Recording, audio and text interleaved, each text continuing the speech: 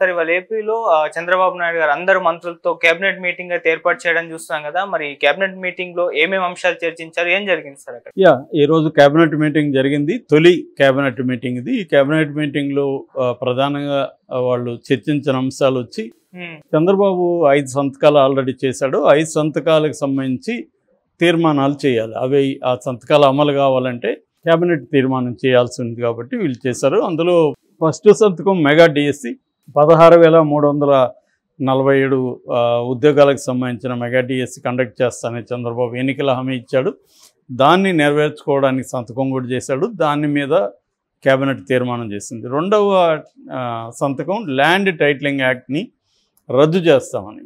So అది గతంలో అసెంబ్లీలో వైసీపీ పెట్టినప్పుడు తెలుగుదేశం సంపూర్ణ మద్దతు ఇచ్చింది. ఇప్పుడు ఆర్థిక మంత్రి అండ్ అసెంబ్లీ వ్యవహారాల మంత్రిగా ఉన్న పయ్యావుల కేశవ దాని మీద ఒక చిన్న మంచి స్పీచ్ కూడా ఇచ్చాడు. అది కూడా వీడియో వైరల్ అయింది. సో కానీ మరి వీళ్ళు ఆ తర్వాత కరెక్ట్గా అమలులో అది సరిగ్గా లేదని చెప్పి దాన్ని ప్రచారం చేశారు. అది హెల్ప్ అయింది కూడా కూటమికి. అంటే మనం అప్పుడు కూడా చెప్పుకున్నాం, ఒక లాస్ అవర్షన్ అనే ఒక బిహేవియరల్ సైకాలజీ ప్రిన్సిపల్ ఉంటుంది. ఎప్పుడైనా మనిషికి ఈ పని చేస్తే 1000 రూపాయలు నీకు అదనంగా వస్తుందని చెప్తే అదేమో ఇన్సెంటివ్. అట్ట కాకుండా ఈ పని చేయకపోతే నీకు 1000 రూపాయలు జీతంలో కట్ చేస్తానని చెప్పామనుకో, ఏది ఎక్కువ ఎఫెక్టివ్గా ఉంటుందంటే ఈ లాస్ అవర్షన్. అంటే నీకు ఆల్రెడీ వచ్చే 10,000 జీతంలో 1000 రూపాయలు కట్ చేస్తానన్నప్పుడు దీనికి ఎక్కువ భయపడతారు అనేది అనేక ఎకనామిస్టులు రీసెర్చ్ చేశారు. ముఖ్యంగా డేనియల్ కానెమన్ అండ్ ట్రాట్స్కీ అని ఇద్దరు చేసింది, ఇజ్రాయెల్ ఎకనామిస్టులు. సో దాని ప్రకారం మీ ల్యాండ్ లాక్కుంటారు, మీ ఈ టైటిలింగ్ మీ ల్యాండ్ అంతా జగన్ ఒక రాక్షసులాగా భూబకాసురులాగా పెద్ద పెద్ద యాడ్లు ఇచ్చారు, ప్రచారం చేశారు. కొంత అక్కడక్కడ వైసీపీ లోకల్ లీడర్సు కబ్జాలు ఇవన్నీ చేశారు. దానివల్ల ఇది మొత్తం లాక్కుంటారేమో అన్న ఒక భయాందోళనకు అయితే గురయ్యారు. అది సక్సెస్ అయ్యారు. అది ప్రశాంత్ కిషోర్ ఈ ఐడియా ఇచ్చాడని కూడా చెప్తారు. అందుకే సూపర్ 6 కంటే కూడా దీని మీద ఎక్కువ ఫోకస్ చేశారు.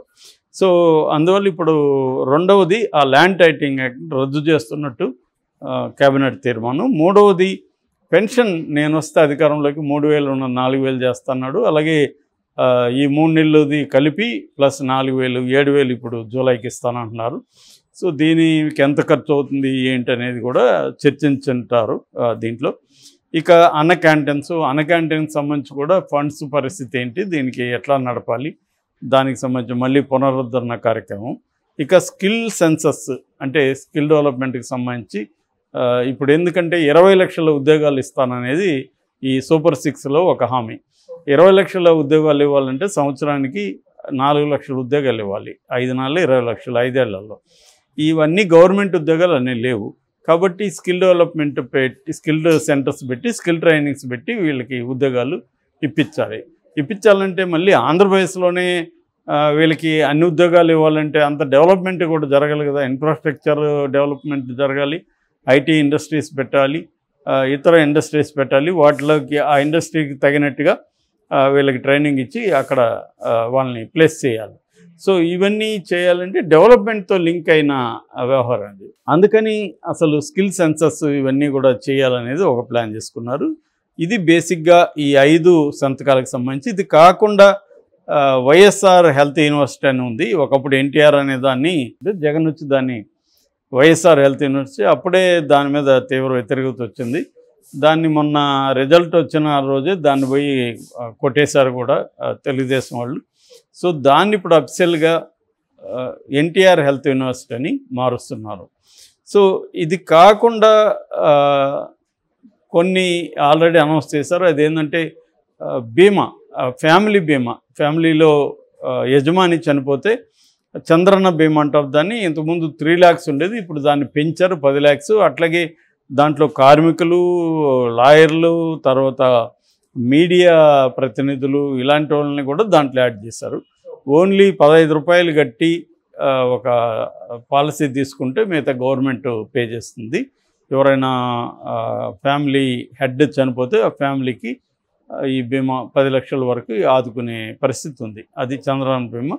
ఇలాగా రకరకాల హామీల్ని ఇప్పుడు ఎలా నెరవేర్చాలనేది. మిగతా సూపర్ 6కి సంబంధించిన చర్చ జరిగిందా అంటే ఇప్పుడు ఫర్ ఎగ్జాంపుల్ రైతులకి 20,000 చేశారు, జగన్ 13 చేసి 16 అన్నాడు, పెంచాడు. కానీ వీళ్ళు 20,000 చేశారు. అట్లాగే తల్లికి వందనం అనే స్కీమ్లో జగన్లో ఒక బిడ్డకి 15,000 ఇస్తానంటే ఎంతమంది ఉన్నా అన్ని 15 ఇస్తూ ఉన్నారు. అట్లాగే 3 గ్యాస్ సిలిండర్లు ఫ్రీ. తర్వాత ఉమెన్కి 2,500 ఇస్తామన్నారు. అది దాని మీద చర్చ జరిగిందా లేదో తెలియదు. తర్వాత పెన్షన్ది అయితే చర్చ జరిగింది, పెన్షన్ది ముందుకు వచ్చింది. అట్లాగే ఉచిత బస్సు అది ఇప్పటివరకు తేలేదు, 1 మంత్లో తెలుస్తామని మంత్రి అన్నారు, రవాణా శాఖ మంత్రి. సో ఇలాగా సూపర్ 6కి సంబంధించిన పథకాల మీద చర్చ జరిగినట్టుగా మనకైతే ఇన్ఫర్మేషన్ లేదు. నిజానికి దాని మీద ఫోకస్ చేయాలి. వైసీపీ వాళ్ళు అదే చెప్తున్నారు, మీరు సూపర్ 6ని ఎలా అమలు చేస్తారు అది చెప్పండి, బస్సుది ఎప్పటి నుంచి అమలు చేస్తారు, పిల్లలకి స్కూలు ఆల్రెడీ స్టార్ట్ అయిపోతున్నాయి, దాని మీద మీరేం చర్చించట్లేదు, మీరు ఎంతసేపటికి వైసీపీ ఆస్తులని ఎలా ధ్వంసం చేయాలి, వైసీపీ వాళ్ళ మీద ఎలా కేసులు పెట్టాలి, ఇదే మీ ప్రయారిటీ ఉంది. దానికంటే మీరు ప్రజలకు ఇచ్చిన హామీలు నెరవేర్చడం మీద మీరు ఫోకస్ చేయండి అంటున్నారు. ఖచ్చితంగా వీళ్ళు ఫోకస్ చేస్తున్నట్టే మనకు కనబడుతుంది. బట్ మిగతా సూపర్ 6 మీద ఈ క్యాబినెట్ మీటింగ్లో చర్చ జరిగిందా, జరిగితే ఏ రకమైన నిర్ణయాలు తీసుకున్నారు, ఈ విషయాలు మాట్లాడినట్టుగా మనకి తెలియలేదు. అంటే నిజంగానే ఇవన్నీ అమలు చేస్తారా? ఆల్రెడీ కొన్ని చెబుతున్నారు. ఒక ఇంట్లో పెన్షన్ ఉంటే ఆ ఇంట్లో మహిళలకి 2,500 రాదని చెప్తున్నారు. అట్లా ఏమేమి ఫిట్టింగ్లు. అట్లాగే వాలంటీర్లకి ఇందాక నేను చెప్పుకున్నట్టు వేరే వీడియోలో వాలంటీర్లకు డిగ్రీ క్వాలిఫికేషన్ చేస్తూ ఉంటారు. అలాగే 50 ఏళ్ళకి ఒక వాలంటీర్ ఉన్నాడు. ఇప్పుడు దాన్ని 100 ఏళ్ళకో లేకపోతే ఊరికంతా ఒక వాలంటీర్ని పెడతా ఉన్నారు. అప్పుడు ఇంకా జీతం పెంచినట్టు ఎక్కడ ఉంటుంది? ఒక వ్యక్తి 50 ఏళ్ళకి ఉంటే 5,000 ఇస్తారు, 100 ఏళ్ళకి ఉంటే 10,000 ఇస్తున్నారు. సో ఇద్దరు వాలంటీర్లకు ఇచ్చేది ఇప్పుడు ఒకటికే ఇస్తారు. వాలంటీర్ల సంఖ్య అప్పుడు తగ్గిపోతుంది. సో టెక్నికల్గా నేను వాలంటీర్లు 10,000 పెంచుతానన్నాడు, పెంచానంటారు. చాలామంది చాలా పార్టీలు చేసేది ఇదే. వీళ్ళు డీటెయిల్గా చెప్పరు, ఎప్పుడైనా డీటెయిల్ చెప్పకుండా తర్వాత ఫిట్టింగ్లు పెట్టడం మొదలు పెడతారు పొలిటికల్ పార్టీలు. ఎందుకంటే వాళ్ళకు కూడా తెలుసు అలవగాని హామీలని. జగన్ భాషలో చెప్పాలంటే తనకి దాదాపు 70,000 ఖర్చు అయితే డీబీటీ ప్లస్ ఇతర కార్యక్రమాలకి. చంద్రబాబు ఇచ్చిన హామీలు సూపర్ 6 నెరవేరాలంటే 1,50,000 కోట్లు అన్నాడు. మింటి లాంటి పత్రిక దీని మీద అసెస్ చేసి 1,20,000 కోట్లు అనింది. ఏదేమైనా 1,00,000 కోట్ల కంటే ఎక్కువ పర్ ఇయర్ దీనికి కావాలి చంద్రబాబు ఇచ్చిన హామీలకి. దాంతోపాటు జీతాలు ఇవ్వాలి, అమరావతిని డెవలప్ చేయాలి. అమరావతిని డెవలప్ చేయాలంటే దాదాపు అది కూడా 1,00,000 కోట్ల పైన, దాదాపు 5-6 లక్షల కోట్లు కావాలి. మిగతాది ఏదో సెల్ఫ్ ఫండింగ్ ఏదో చెప్తున్నారు. కనీసం 1,00,000 కోట్ల పైన దానికి అవసరం ఉంది. ఇక మిగతా రోడ్లు ఇవన్నీ ఇంతకుముందు వైసీపీని ఎక్కడెక్కడ విమర్శించారో అవన్నీ వీళ్ళు చేయాలి. మరి బడ్జెట్ అరౌండ్ 3 lakh crores ఉంటుంది పర్ ఇయర్. మరి వీళ్ళు ఎక్కడి నుంచి తీసుకొస్తారు? ఆల్రెడీ అప్పులు ఉన్నాయి, అప్పులు కట్టాలి, వాటికి వడ్డీలు కట్టాలి. తర్వాత ఈ పథకాలకంతా ఎక్కడి నుంచి తీసుకొస్తారు? అందుకని ఏం చేస్తారు జనరల్గా అంటే ఏదో ఒక కథ చెప్పి కట్ చేసే కార్యక్రమం చేస్తారు. ఇంతకుముందు జగన్ ఎంత ఇచ్చాడో చంద్రబాబు కూడా అంతే ఇస్తాడు, కానీ ఎక్కువ ఇస్తున్నట్టు ఇచ్చేసి లబ్ధిదారుల సంఖ్యను ఎలా కట్ చేయాలి అనేది వాళ్ళు ఆలోచిస్తారు. ఇందాక నేను వాలంటీర్ ఎగ్జాంపుల్. సో ఒక వాలంటీర్ బదులు ఇద్దరిని బదులు ఒకరిని పెట్టడం, ఇద్దరికి ఇచ్చేది 10,000 ఒకడికి ఇవ్వడం, టెక్నికల్గా 10,000 పెంచాను కదా అనడం, అక్కడేమో తగ్గించేయడం. ఇటువంటి జిమ్మిక్కులు వీళ్ళు ఫాలో అవుతుంటారు పొలిటీషియన్స్. ఇక్కడ మనం ఇప్పుడు కర్ణాటకలో చూస్తున్నాంగా, కర్ణాటకలో మా హామీలు ఎలా నెరవేర్చాలని వాళ్ళు ఒక ఇంటర్నేషనల్ కన్సల్టెన్సీ ఏజెన్సీకి ఇచ్చారు. వాళ్ళకి చేతులు ఎత్తేస్తా ఉన్నారు.